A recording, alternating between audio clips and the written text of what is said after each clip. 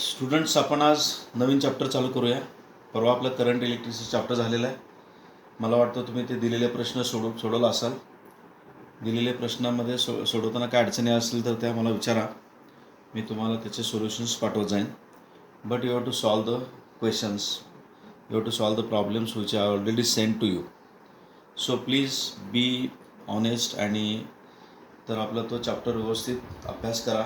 मी तुम्हाला त्याचे व्हिडिओज पाठवलेले आहेत, ते पुन्हा पुन्हा ऐका आणि त्याचं लिहून अभ्यास करा मला सांगायचं आहे. तर आज आपण magnetic fields due to electric current, तर आज आपण magnetic effect of electric current असं म्हणतो. तर याच्यामध्ये आपल्याला कुठले कुठले पॉईंट्स बघायचे आहेत बघा. तर सायक्लोट्रॉन बघायचं आहे, महत्त्वाचा पॉईंट सायक्लोट्रॉन. आज आपण सायक्लोट्रॉनपर्यंत संपणार आहोत आणि सायक्लोट्रॉन फॉर्म्युला. तर सायक्लोट्रॉन फॉर्म्युला आणि सायक्लोट्रॉन हे दोन पॉईंट्स आपल्याला बघायचे आहेत. तत्पूर्वी 11वीमध्ये आपण बघितलेलं आहे की इलेक्ट्रिक फील्ड आणि मॅग्नेटिक फील्ड हे किती इम्पॉर्टंट आहेत. So Faraday showed that magnetic field is important partner of electric field असं म्हणतो आपण. फॅराडेच्या म्हणण्यानुसार electric field is a partner of magnetic field and vice versa. Electric field आणि मॅग्नेटिक फील्डच्या रिलेशनचा वापर करून several practical applications in our day to day life आपण केलेले आहेत. फॉर एक्झाम्पल इलेक्ट्रिक मोटर असेल, जनरेटर्स असतील, कम्युनिकेशन सिस्टीम असेल वगैरे. तर हे आपण इलेक्ट्रिक फील्ड आणि मॅग्नेटिक फील्ड वापरून केलेलं आहे. आपण एखाद्या इलेक्ट्रोस्टॅटिक्समध्ये बघितले की एखादा चार्ज आपण जर एखाद्या स्पेसमध्ये ठेवला, एखाद्या मीडियममध्ये ठेवला, तर त्याच्याभोवती एक इमॅजिनरी अशी स्पेस तयार होते, त्याला आपण इलेक्ट्रिक फील्ड असं म्हणतो. The region around a point charge in the medium within which if another charge comes, then that particular charge experiences a repulsive force or attractive force depending upon the sign of the charge. तर त्या जागेला that region is said to be electric field. आणि electric field is also important concept that we have seen. इलेक्ट्रोस्टॅटिक्समध्ये आपण आणखीन बघितलं की दोन वायर्स असतील, तर दोन वायर्समध्ये सेम डायरेक्शनमध्ये करंट असेल, लाईक करंट्स म्हणतो आपण. तर ह्या दोन वायर्स एकमेकाला अट्रॅक्ट करतात. आणि जर अनलाईक करंट्स असतील, फॉर एक्झाम्पल या कंडक्टरमध्ये करंट या डायरेक्शनमध्ये, या कंडक्टरमध्ये करंट या डायरेक्शनमध्ये, they will repel each other. म्हणजे हिअर फोर्स ऑफ अट्रॅक्शन असेल, here force of attraction for like currents and here force of repulsion for unlike currents. म्हणजे अनलाईक करंटसाठी फोर्स ऑफ रिपल्शन त्या दोन वायरमध्ये होतो. कारण आपल्याला माहित आहे, आपण एक लॉ शिकलोय, तो लॉ म्हणजे राईट हँड रूल आहे. तर याच्यामध्ये समजा कंडक्टर जर करंट फ्लो करत असेल या डायरेक्शनमध्ये आणि आपण जर त्या कंडक्टरला हातामध्ये धरलं, तर हे कर्ड फिंगर जे आहेत, तर curled finger show the direction of magnetic field आणि थंब काय दाखवतो, डायरेक्शन ऑफ इलेक्ट्रिक करंट. समजा या कंडक्टरमध्ये इलेक्ट्रिक करंट या डायरेक्शनमध्ये असेल आणि आपण त्याला होल्ड केलं राईट हँडमध्ये, तर जर थंब करंटची डायरेक्शन दाखवत असेल तर direction of magnetic field will be like this. So curled finger show the direction of magnetic field around that conductor. हे ओरस्टेडच्या एक्सपेरिमेंटनुसार आपण बघितलेलं ऑलरेडी. समजा आपण कंडक्टर असा ठेवला आणि असा ठेवल्यानंतर आपल्याला जर मॅग्नेटिक फील्डची दिशा पाहिजे असेल, आपल्याला माहित आहे आपण चॅप्टरचं नावच आपलं आहे की magnetic effect of electric current किंवा magnetic field due to electric current. तर याच्यामध्ये मॅग्नेटिक फील्ड कसं तयार होतं बघा. जर आपण याला असं होल्ड केलं आणि करंटच्या दिशेने जर आपण थंब ठेवला, तर कर्ड फिंगर जे आहेत ते असे जातील. म्हणजे मॅग्नेटिक फील्ड असं त्या वायरच्या भोवती असेल. समजा याच वायरमध्ये जर करंट रिव्हर्स डायरेक्शनमध्ये असेल, तर आपल्याला हे असं होल्ड करावं लागेल आणि त्यात या कंडक्टरच्या भोवती मॅग्नेटिक फील्ड जे आहे ते असं स्पायरल असेल, अराउंड दॅट कंडक्टर असेल. तर that will be magnetic field produced around a wire. तर या कंडक्टरमध्ये करंट जो पास होतो, त्याच्यामुळं इथलं मॅग्नेटिक फील्ड बघा कुठं आहे, या पॉईंटचं मॅग्नेटिक फील्ड कुठं असेल, आतमध्ये असेल. म्हणजे मॅग्नेटिक फील्ड असा आहे आणि करंट असा आहे.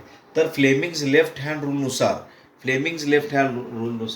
मॅग्नेटिक फील्डची डायरेक्शन अशी आतमध्ये आहे आणि करंटची दिशा जर अशी असेल, ही करंटची दिशा, मिडल फिंगर काय दाखवतो, करंटची दिशा दाखवतो, फोर फिंगर काय दाखवतो, मॅग्नेटिक फील्डची दिशा दाखवतो. मी काय सांगतो नीट लक्षात घ्या. हे दोन कंडक्टर्स आहेत, These are the two conductors which are carrying like currents. दोघांमधून करंट एकाच दिशेने फ्लो होतोय. या कंडक्टरच्या मॅग्नेटिक फील्डमध्ये म्हणजे याच्या भोवती जे मॅग्नेटिक फील्ड तयार होतं त्याच्यामध्ये हा कंडक्टर ठेवलाय आणि याच्यामधून वाहणाऱ्या करंटमुळं याच्या भोवती मॅग्नेटिक फील्ड निर्माण होतो. याच्या भोवती मॅग्नेटिक फील्ड निर्माण होतो. म्हणजे एक when conductor is carrying current, magnetic field is produced around it.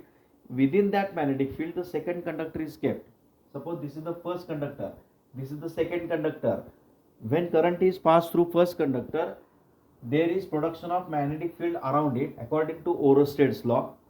And according to Oersted's law, when current is passed through this wire, again there will be current produced around, magnetic field will be produced around this conductor also. So the situation is as if the second conductor is kept in the magnetic field of the first and the first conductor is kept in magnetic field of second. So the forces experienced by these two conductors, which we have shown in this way, can be given by the direction, can be given by the Fleming's left hand rule. The direction of forces acting on these two conductors is given by Fleming's left hand rule. See, we have seen that this is the first conductor and the magnetic field at this point around the conductor. या कंडक्टरच्या around इथलं magnetic field आतमध्ये आहे. म्हणजे हे 4 finger आपल्याला आतमध्ये direction दाखवतं मॅग्नेटिक फील्डचे. या कंडक्टरमधून करंट कसा फ्लो होतो, इकडे फ्लो होतोय. म्हणजे इकडे फोर्स तो एक्सपिरियन्स करतो. म्हणजे फर्स्ट कंडक्टरच्या मॅग्नेटिक फील्डमध्ये सेकंड कंडक्टर ठेवला आणि सेकंड कंडक्टरवर या दिशेने फोर्स आहे. तुम्ही या कंडक्टरचा जर विचार केला तर या कंडक्टरच्या भोवती मॅग्नेटिक फील्ड असं आहे. हे बघा, आपण कर्ड फिंगर असे दाखवले आणि या पॉईंटचं तुम्हाला मॅग्नेटिक फील्ड पाहिजे. थंब तुम्हाला डायरेक्शन ऑफ करंट दाखवतो. डायरेक्शन ऑफ करंट इकडं आहे, मॅग्नेटिक फील्डची डायरेक्शन अशी आहे. मग आपण जर आता फ्लेमिंग्स लेफ्ट हँड रूल लावायचा म्हटला तर मॅग्नेटिक फील्ड इकडं आहे, मॅग्नेटिक फील्ड या डायरेक्शनमध्ये, करंट या डायरेक्शनमध्ये, तर फोर्स या डायरेक्शनमध्ये. म्हणजे force experienced by this conductor will be in this direction, force experience by this conductor will be in this direction. आपण 11वीमध्ये शिकलो की एखादा करंट कॅरिंग कंडक्टर जर मॅग्नेटिक फील्डमध्ये ठेवला, एक्सटर्नल मॅग्नेटिक फील्डमध्ये, तर तो फोर्स एक्सपिरियन्स करतो आणि त्या फोर्सची डायरेक्शन या थंबच्या साहाय्याने, फ्लेमिंग्स लेफ्ट हँड रूलच्या साहाय्याने आपण बघितलेली आहे. तर या कंडक्टरच्या मॅग्नेटिक फील्डमध्ये हा कंडक्टर ठेवलाय, या कंडक्टरच्या मॅग्नेटिक फील्डमध्ये हा कंडक्टर ठेवलाय. तर दोघांचे फोर्सेस इकडे ऍक्ट होतात. तुम्ही घरी करून बघा, तुम्हाला हे लक्षात येतं फ्लेमिंग्स लेफ्ट हँड रूल.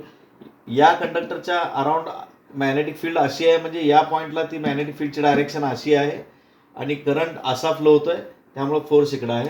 आणि या केसमध्ये मॅग्नेटिक फील्ड या दिशेने आहे, करंट वर आहे आणि फोर्स असा आहे. म्हणजे दोन्ही एकमेकांना अट्रॅक्ट करतात आणि तसंच याच्यामध्ये आपल्याला ते रिपेल करताना दिसते. हे तुम्ही पुन्हा एकदा करून बघा. ओके. सो जेव्हा आपण कंडक्टरमधून करंट फ्लो होत असतो आणि आपण त्याच्या भोवतीचं मॅग्नेटिक फील्ड काढतो, तर कुठल्या पॉईंटचं काढायचं हे महत्त्वाचं आहे. फॉर एक्झाम्पल, समजा हा कंडक्टर आहे आणि याच्यामध्ये करंट असा फ्लो होतो आणि इथं या पॉईंट जवळचं तुम्हाला मॅग्नेटिक फील्ड काढायचं आहे, तर तुम्हाला या ठिकाणचं मॅग्नेटिक फील्ड आतमध्ये दिसेल. समजा तुम्हाला या ठिकाणचं मॅग्नेटिक फील्ड काढायचं असेल तर तुम्हाला या ठिकाणचं मॅग्नेटिक फील्ड बाहेर येताना दिसेल. म्हणजे कंडक्टरच्या करंटच्या डायरेक्शनमध्ये, कंडक्टर करंट कुठल्या डायरेक्शनमध्ये कॅरी करतो त्याच्यानुसार या पॉईंटचं मॅग्नेटिक फील्ड आतमध्ये असेल, हे असं आतमध्ये दाखवतो, आणि हे बाहेरच्या दिशेने असेल या पॉईंटचं. म्हणजे वेगवेगळ्या पॉईंटजवळ मॅग्नेटिक फील्डची डायरेक्शन वेगवेगळी असेल जर तुम्ही कंडक्टरच्या अराउंड कुठला पॉईंट कन्सिडर केला तर. हे लक्षात घ्या, हे झालेलं 11वीला तुम्हाला. तर लाईक करंट्स असतील तर अट्रॅक्शनचा फोर्स ते दोन कंडक्टर एक्सपिरियन्स करतील. जर अनलाईक करंट्स असतील तर रिपल्शनचा फोर्स ते दोन्ही एक्सपिरियन्स करत असतील. तर अशा पद्धतीने आहे. हे 1 मिनिट फिगर बघून घ्या.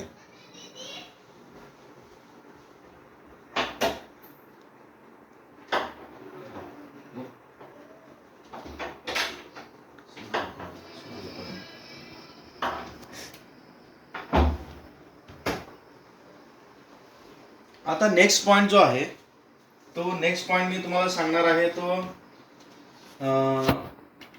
लॉरेंट्झ फोर्स. लॉरेंट्झ फोर्स म्हणजे काय बघा.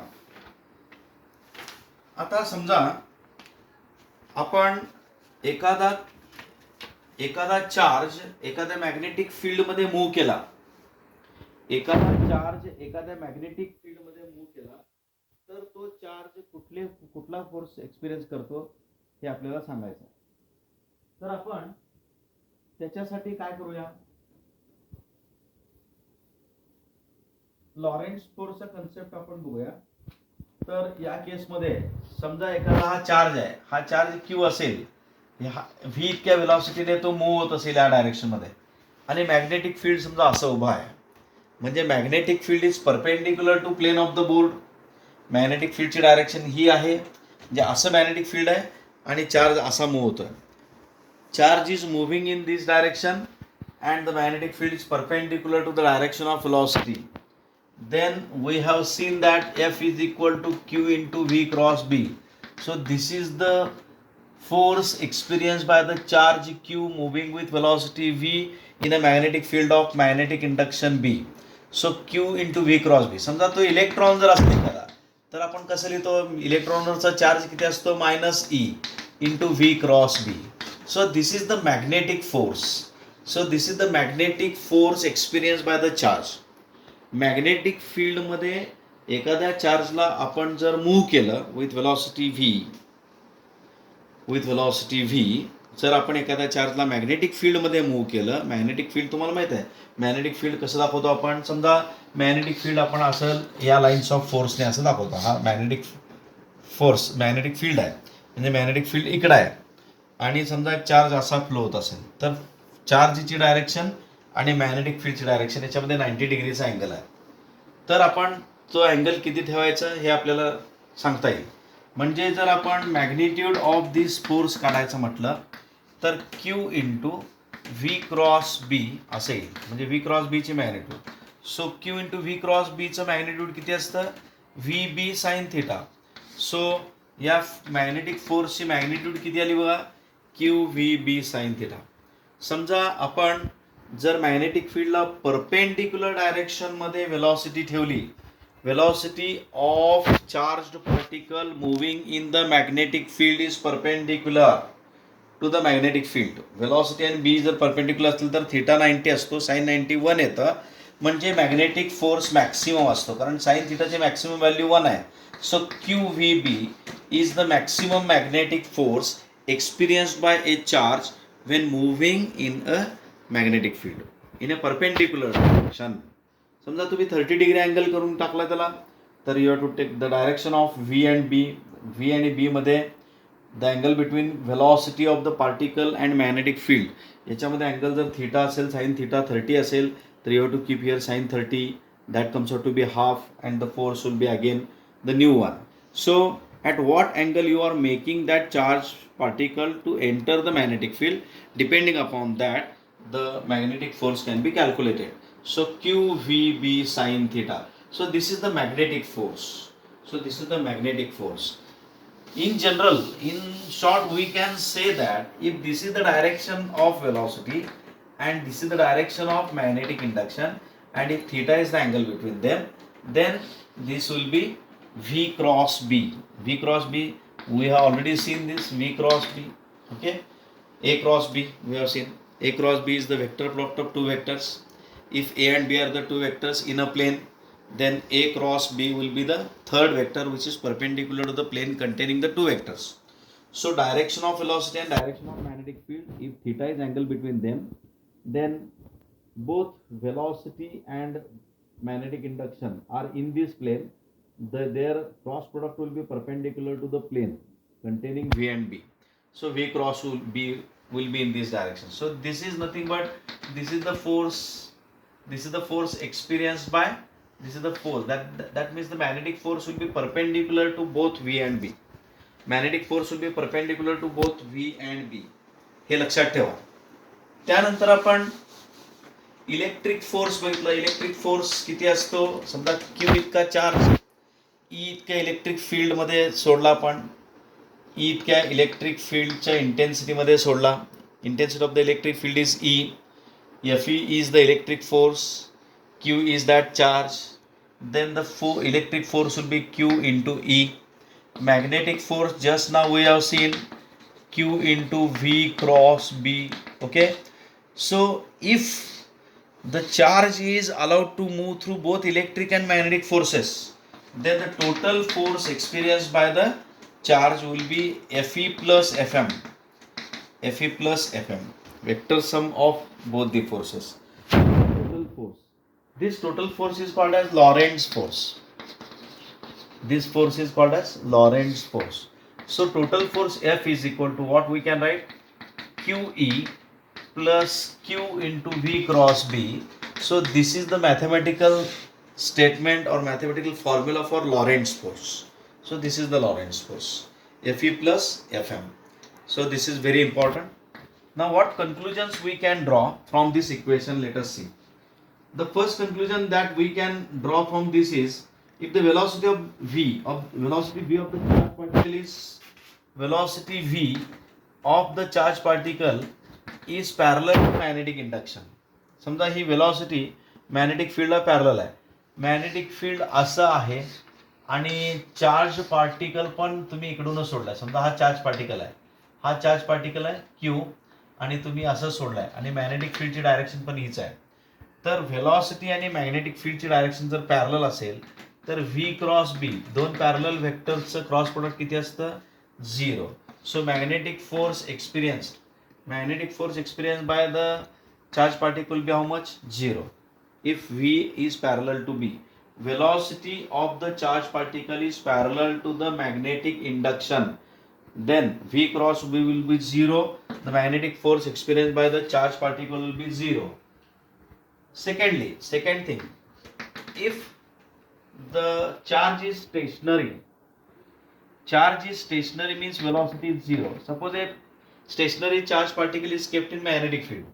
Suppose it is not moving now, it is stationary. Then no magnetic force will be experienced by the charge particle. So in both cases, magnetic force experienced by a charged particle having velocity parallel to the direction of magnetic induction, then magnetic force will be 0. The second case, if steady particle is kept in magnetic field, it is not moving, even though the magnetic field is not 0, but it is not moving. So in that case also Fm is equal to 0. You can, if V is 0 here, then Q into V cross B will be 0, and V and B are parallel to each other, then also Fm will be 0. So this is Fm. Fm will be 0 in two cases. V and B parallel to each other. In that case, magnetic force will be 0. If stationary charge particle is kept in magnetic field, then also the force experienced by the particle will be 0.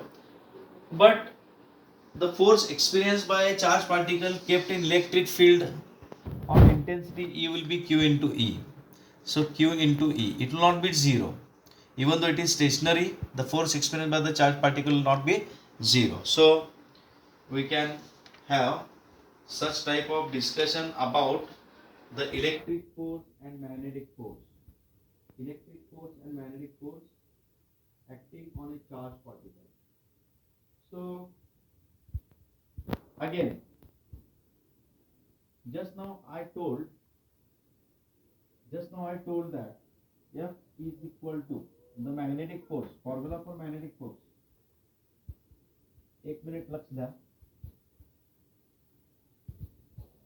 Magnetic फोर्सचा formula मी तिथे दिला होता. Fm is equal to Q into V cross B. याचं magnitude किती येतं बघा. Fm is equal to Q V B sin theta. Suppose sin theta here is 1, because suppose V is perpendicular to B. म्हणजे velocity of the charge particle is perpendicular to magnetic induction, then theta will be 90, then sin 90 is 1. So Fm comes out to be QVB. And you can see that the charge particle is circulating. For example, suppose this is the magnetic field. हा magnetic field आहे असं समजा. या magnetic फील्डची direction right साईडला आहे. म्हणजे असं मॅग्नेटिक फील्ड आहे आणि त्याच्यात तुम्ही जर अशी जर एखादी चार्ज पार्टिकल सोडला, असा चार्ज पार्टिकल सोडला, म्हणजे थीटा किती घेतो आपण याच्यामध्ये? 90 डिग्री. म्हणजे velocity of the charge particle is perpendicular to magnetic induction. So in that case, the particle performs circular motion in the magnetic field. Particle circular motion करतं मॅग्नेटिक फील्डमध्ये. जेव्हा आपण चार्ज पार्टिकल काहीतरी वेलॉसिटीने सोडतो परपेंडिक्युलर डायरेक्शनमध्ये, मॅग्नेटिक फील्डला perpendicular डायरेक्शनमध्ये, तेव्हा charge particle circular motion करतो. For example electron समजा आपण मॅग्नेटिक फील्डमध्ये सोडला, प्रोटॉन किंवा अल्फा पार्टिकल आपण मॅग्नेटिक फील्डमध्ये सोडला तर तो सर्क्युलर मोशन करतो. याचा अर्थ मॅग्नेटिक फोर्स जो असतो तो मॅग्नेटिक फोर्स काय करतो, सेंट्रिपिटल फोर्स प्रोव्हाइड करतो. म्हणजे सर्कल करायला लागतो तो चार्ज पार्टिकल. म्हणजे magnetic force provide the necessary centripetal force for the circular motion of the charge particles once it enters the magnetic field. So that comes out to be QVB. Suppose this V gets cancelled, so mv upon r comes out to be QB. So here velocity of the charge particle, or you can write mv is equal to QRB. This is called as cyclotron formula. mv is equal to QRB. This is called cyclotron formula. So this is cyclotron formula. I hope you are getting this. जेव्हा आपण magnetic field QVB sine theta म्हणतो, V perpendicular to B असेल तर sine 91 झाला. So FAB is equal to QVB. आणि मी आता सांगितलं की जेव्हा एखादा चार्ज पार्टिकल V इतक्या व्हेलॉसिटीने तुम्ही एखाद्या मॅग्नेटिक फील्डमध्ये परपेंडिक्युलरली सोडता तेव्हा तो सर्क्युलर मोशन करतो. म्हणजे मॅग्नेटिक फोर्स जो आहे तो सेंट्रिपिटल फोर्स प्रोव्हाइड करतो. आपल्याला माहिती आहे एखाद्या पार्टिकलला सर्क्युलर मोशन करण्यासाठी सेंट्रिपिटल फोर्सची गरज असते. या केसमध्ये in this case the magnetic force provides the necessary centripetal force to that charge particle which enters in the magnetic field to complete the circles. So this is providing the circular motion. That means it is providing the centripetal force. So centripetal force comes out to be QVB from this formula. QVB is equal to mv square upon r. So mv is equal to QRB. So this is cyclotron formula. Now tomorrow in next video I am going to explain the cyclotron concept.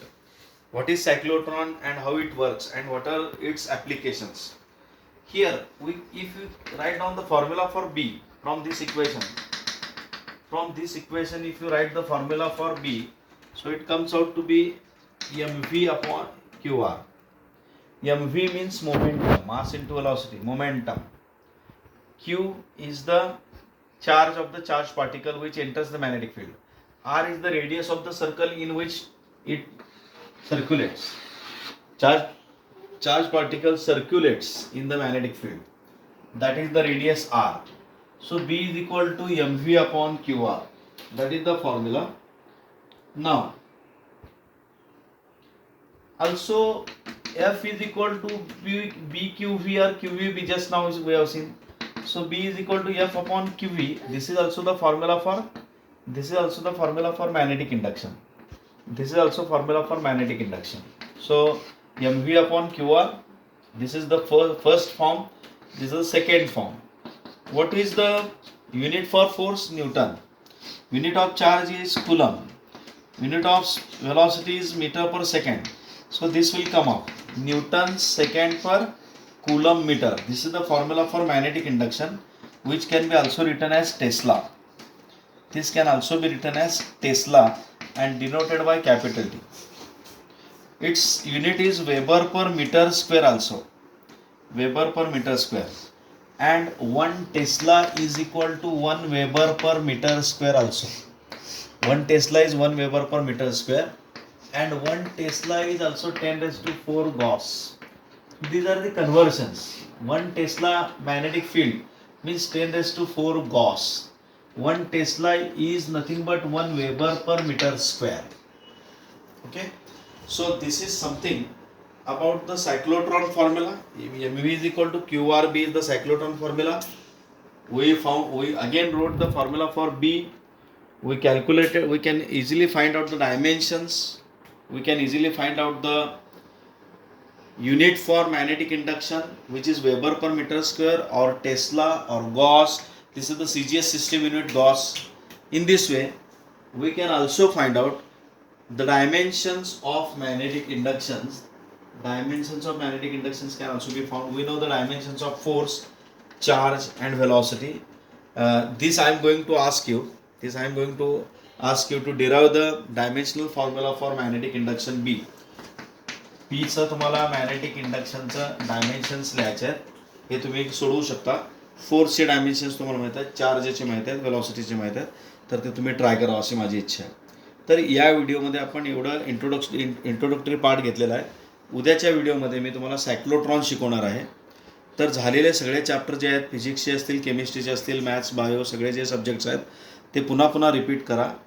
पुन्हा आम्ही एकदा college चालू झालं की आपल्याला पुन्हा एकदा ते घ्यायचेच आहेत. म्हणजे शॉर्टमध्ये मी तुम्हाला पटपट सांगणार आहे आणि आपण थोडं जास्त वेळ कॉलेजचं टायमिंग ठेवून ते कवर करणार आहोत. त्यामुळं ते घाबरून जाण्याचं काही कारण नाही. आणि प्रॉब्लेम जे कळत नसतील ते आम्हाला तुम्ही प्रत्येक सब्जेक्ट टीचरला तुम्ही प्रॉब्लेम्स पाठवा, ते तुम्हाला सोडवून देते. ओके. तर याच्यामध्ये काय अडचण असेल तर तुम्ही हे एकदा वाचून काढून तुम्हाला काय प्रॉब्लेम वाटत असेल तर मला सांगा. थँक्यू.